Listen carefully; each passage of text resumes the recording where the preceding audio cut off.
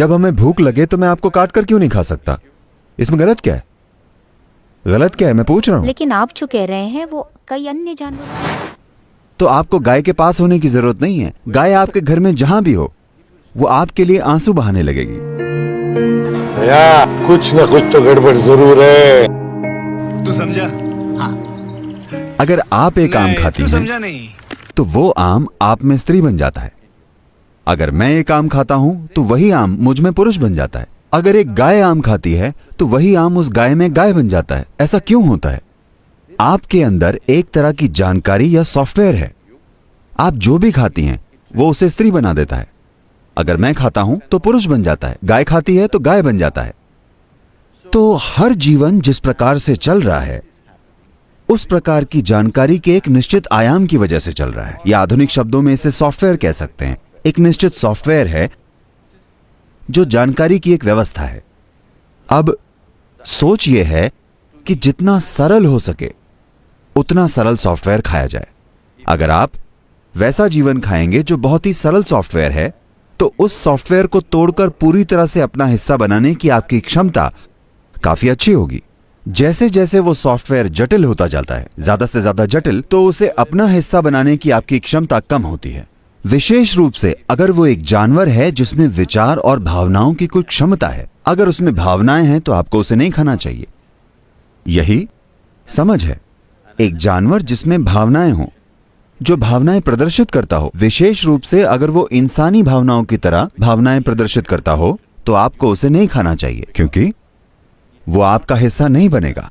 वो जानवर प्रकृति प्रकट होने लगेगी। दूसरे शब्दों में, भारत में आज शहरों में शायद लोग नहीं जानते, आप गांव में देखेंगे कि लोगों का गाय के साथ बहुत गहरा रिश्ता है।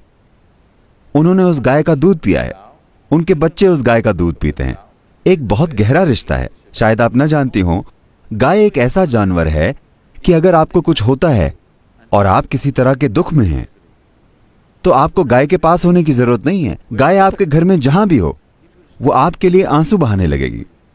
मैंने ये अपनी आंखों से देखा है, मुझे विश्वास नहीं हुआ था। जब घर में कोई मर जाता है, गाय को कैसे पता वो कहीं और है, पर बस आंसू बहने लगते हैं। तो जब उसमें इतनी गहरी भावनाएं हैं तो उसे मारना एक इंसान को मारने की तरह है। ये हत्या है या इंसान का मांस खाना है। तो इसलिए ये कोई विश्वास की बात नहीं है, ये धर्म की बात नहीं है। हमें लगा ये बुनियादी समझ है। जब हमें भूख लगे तो मैं आपको काट कर क्यों नहीं खा सकता? इसमें गलत क्या है? गलत क्या है मैं पूछ रहा हूँ। लेकिन आप जो कह रहे हैं वो कई अन्य जानवरों के बारे में भी होना हाँ चाहिए, बिल्कुल, ना कि सिर्फ गाय के बारे में। और अब ये सिर्फ गाय की बात हो रही है तो निश्चित रूप से ये समझा जाता है कि ये राजनीतिक या धार्मिक निर्णय है। बात ये नहीं है कि लोग कह रहे हैं कि मांस खाना क्रूरता है, वो एक अलग बहस होगी। मैं क्रूरता की भी बात नहीं कर रहा। एक पेड़ को काटना भी क्रूरता है मेरे अनुभव में, लेकिन आपको करना पड़ता है।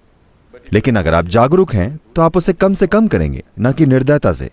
यही सब कुछ है। अब इस राजनीतिक प्रतिबंध की बात करें, गोमांस या जो भी, इससे कई चीजें जुड़े हैं। एक चीज है संवेदनशीलता।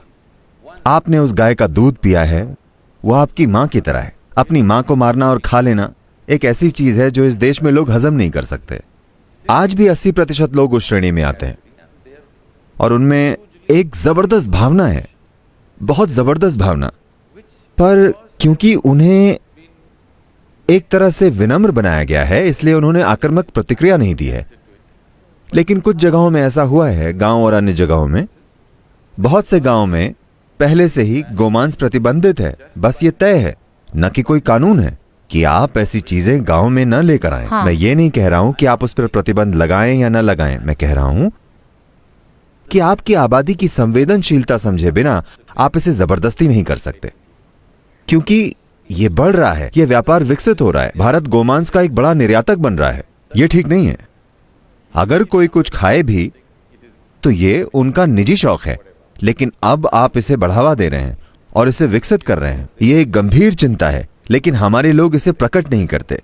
वे सड़क पर जाकर किसी को मारेंगे नहीं क्योंकि उन्होंने एक गाय को मार दिया।